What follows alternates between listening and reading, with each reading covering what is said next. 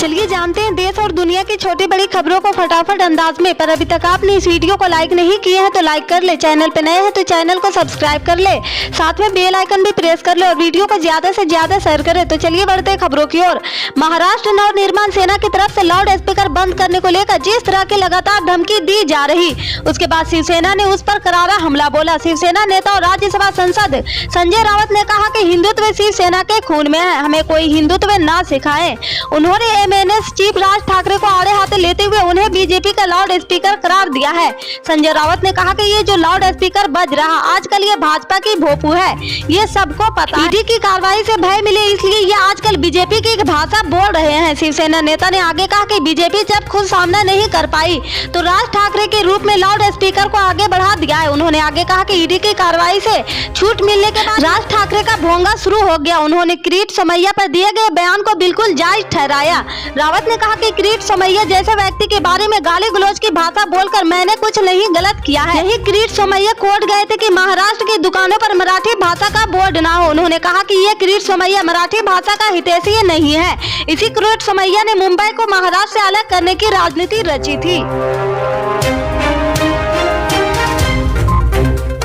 PM किसान सम्मान निधि अगर चाहिए तो समय पर आधार वेरिफिकेशन कराना अनिवार्य हो गया। अगर आधार का वेरिफिकेशन नहीं हुआ तो पीएम सम्मान निधि की किस्त नहीं मिलेगी। आधार वेरिफिकेशन आसानी से किया जा सकता है और आप कंप्यूटर फ्रेंडली नहीं है तो इसके वेरिफिकेशन के अन्य तरीके हैं। केंद्र सरकार ने 31 मई तक वेरिफिकेशन के लिए समय निर्धारित किया है। किसानों की दी जाने वाली पीएम सम्मान निधि की 11वीं किस्त मिलनी है। केंद्र सरकार ने इसके लिए आधार का वेरिफिकेशन अनिवार्य कर दिया है। काफी संख्या में किसानों का आधार वेरीफाई नहीं है। अभी तक ऐसे सभी किसानों को पीएम किसान निधि का भुगतान किया जा रहा था, लेकिन 11वीं किस्त से पहले इसके वेरिफिकेशन की शर्त अनिवार्य कर दी गई है।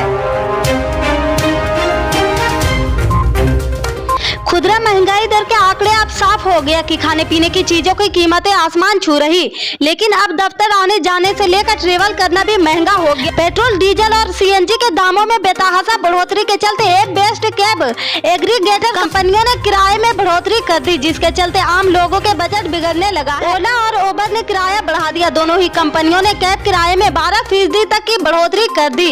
उबर ने एक बयान कर कहा था कि ईंधन तेल की बढ़ती कीमतें चिंता पैदा कर रही और कंपनी इसे देखते हुए आगे और जरूरी कदम उठाएगी। उबर इंडिया एंड साउथ एशिया के सेंट्रल ऑपरेशन प्रमुख नीतीश भूषण ने कहा कि ड्राइवरों से फीडबैक लिया गया है और हमारा मानना है कि तेल की बढ़ती कीमतें चिंता पैदा कर रही है।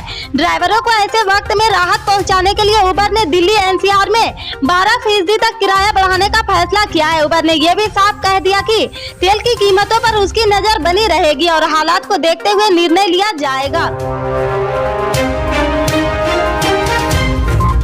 केंद्र सरकार से नाराज तेलंगाना के मुख्यमंत्री के चंद्रशेखर राव ने ऐलान किया कि उनकी सरकार अपने राज्य के किसानों से खुद धान का एक एक दाना खरीदेगी। साथ ही किसानों को इस धान की कीमत भी 1960 रुपए प्रति क्विंटल दी जाएगी। इसके लिए हर गांव में धान खरीद केंद्र बनाए जाएंगे।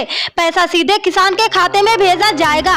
राज्य मंत्रिमंडल की बैठक इस बाबत निर्णय किए जाने के बाद केसीआर ने मीडिया के प्रतिनिधियों को बताया कि पीपीसी स्थापित करने का काम 3 से 4 दिन में युद्ध स्तर पर जाएगा। सरकार ने मुख्य सचिव सोमेश कुमार के नेतृत्व में 4 सदस्यों की टीम भी बना दी। यह धान खरीद के नियम कायदे तय करेगी। गौरतलब है कि धान की खरीद के मसले पर केंद्र और तेलंगाना के बीच बीते कुछ समय से विवाद चल रहा है। इसमें तेलंगाना सरकार ने मांग की थी कि केंद्र उसके यहाँ पर पूरा धान खरीदे, जबकि केंद्र का तर्क रहा कि सभी राज्यों से खरीद के लिए उसकी एकीकृत नीति है, उसी के मुताबिक खरीद की जाएगी। कोलकाता हाई कोर्ट ने पश्चिम बंगाल के नदियों में 14 साल की लड़की की मौत की जांच सीबीआई को सौंपने का आदेश दिया है। कोर्ट ने पुलिस से कहा कि वो सीबीआई को केस से जुड़ी सारी जानकारी दे दे। कोर्ट ने कहा कि पीड़ित परिवार और आसपास के लोगों को मामले से सही जांच का भरोसा दिलाने के लिए सीबीआई को सौंपा जा रहा है। इसके साथ ही कोर्ट ने राज्य सरकार को पीड़ित परिवार और केस से जुड़े गवाहों की सुरक्षा सुनिश्चित करने का आदेश दिया है। इसी तरह बीरभूम हिंसा मामले में भी ममता सरकार को झटका देते हुए हाई कोर्ट ने जाँच सीबीआई को सौंप दी थी। गौरतलब मतलब है कि पश्चिम बंगाल के नदियों में 5 अप्रैल को 14 साल की लड़की की मौत ने राजनीतिक रंग ले लिया है। पिछले दिनों सीएम ममता बनर्जी ने विवादित बयान देते हुए कहा था कि लड़की का रेप हुआ या फिर वो अफेयर के बाद प्रेग्नेंट हो गई थी। ममता बनर्जी के बयान पर कड़ी प्रतिक्रिया देते हुए पश्चिम बंगाल में विपक्ष के नेता शुभेंदु अधिकारी ने ममता बनर्जी के बयान को लेकर कहा कि उन्हें फिनाइल और ब्लीचिंग पाउडर से अपना मुंह धोना चाहिए। इससे आगे की अपडेट्स को जानने के लिए जुड़े रहें हमारे राइट न्यूज के साथ। मिलते हैं फिर बड़ी खबर में, तब तक के लिए जय हिंद।